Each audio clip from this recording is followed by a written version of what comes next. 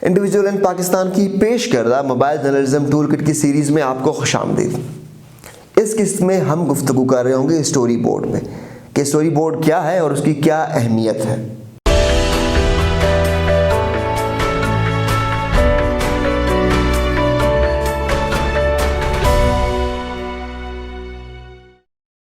अच्छा जी, ये बेसिकली वो स्टोरी बोर्ड है, जो तरीका है जो हम ख़ुद अपने ऑफिस में यूज़ करते हैं।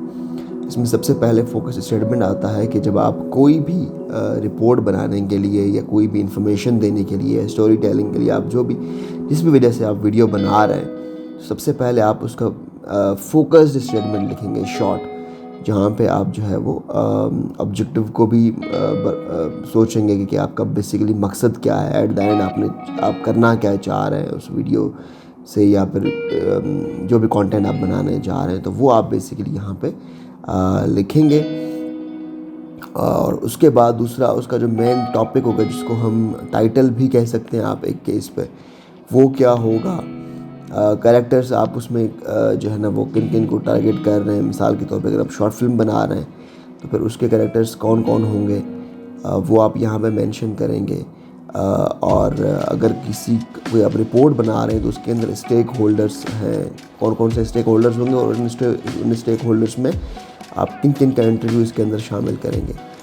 जिस टारगेट ऑडियंस का मतलब ये है कि जिस ऑडियंस के लिए आप वो वीडियो बना रहे हैं, वो टारगेट क्या होगा। मिसाल के तौर पे अगर हम एनवायरनमेंटल इश्यूज़ की बात कर रहे हैं, क्लाइमेट चेंज की बात करें, तो हमारे लिए मे बी टारगेट जो है वो सब हो सकते हैं, यानी कि हर तबका, सिवाय बच्चों के। शायद बच्चे उस तरह से उसको ना ले पाएँ, लेकिन उसके अलावा जो तमाम तबका है वो है। लेकिन ख़ास तौर पे अगर हमारा ऑब्जेक्टिव है कि हम अपने रिपोर्ट के थ्रू मुख्तलिफ़ टेक्निक्स जो हैं नए दुनिया में जो इस्तेमाल किए जा रहे हैं, उसके थ्रू लोगों तक या किसानों तक वो बात पहुंचाएं कि चाइना के अंदर किस तरह से जो है वो किस ज़रिए से जो है ना वो क्लाइमेट चेंज से लड़ा जा रहा है। तो आप भी उन मेथड्स को फॉलो करके आप जो बेवक्त की बारिशें हैं उनसे आप लड़ सकते हैं, या फिर उनके होते हुए आप अपनी फसल को बेहतर कर सकते हैं। तो यहाँ पर आपका टारगेट ऑडियंस में भी किसान तबका हो, और साथ साथ में आपका किसान तबका भी हो, आपका बाकी जो लोग हैं वो भी हों, तो मतलब आप वो उसके अंदर मेंशन कर सकते हैं। इमोशंस जो कि बहुत ज़रूरी है कि आपने ख़ास तौर पे शॉर्ट फिल्म के अंदर आप इमोशन ज़्यादा ज़ाहिर करते हैं, लेकिन जर्नलिस्टिक रूल्स में ज़्यादा इमोशंस को जो है ना वो नहीं किया जाता अप्रिशिएट, और अप्रिशिएट होने भी नहीं चाहिए।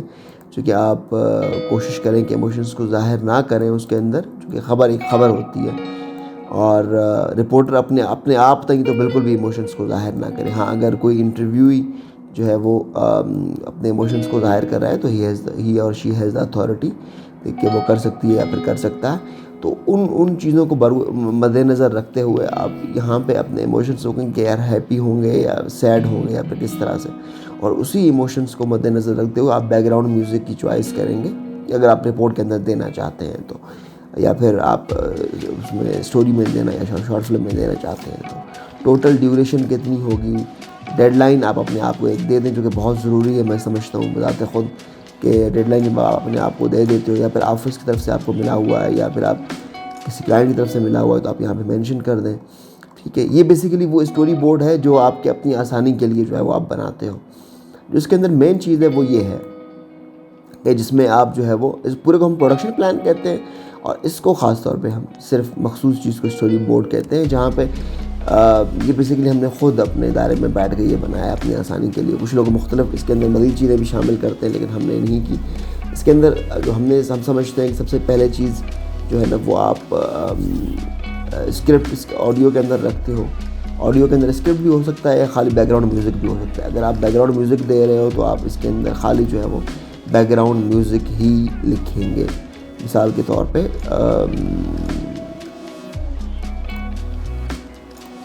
मैं लिख रहा हूँ कि यहाँ पे बैकग्राउंड म्यूज़िक आएगा, जो कि जिनके ऊपर विजुअल्स जो होंगे वो ड्रोन शॉट्स होंगे ऑफ क्रॉप्स।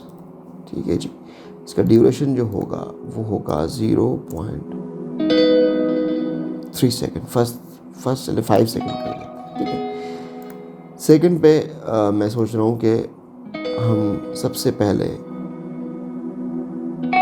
उस मौजू का इंट्रोडक्शन करवाएंगे कि हम बेसिकली वीडियो किस लिए बना रहे हैं। ठीक है, यहाँ पे आप कुछ भी स्क्रिप्ट लिखेंगे,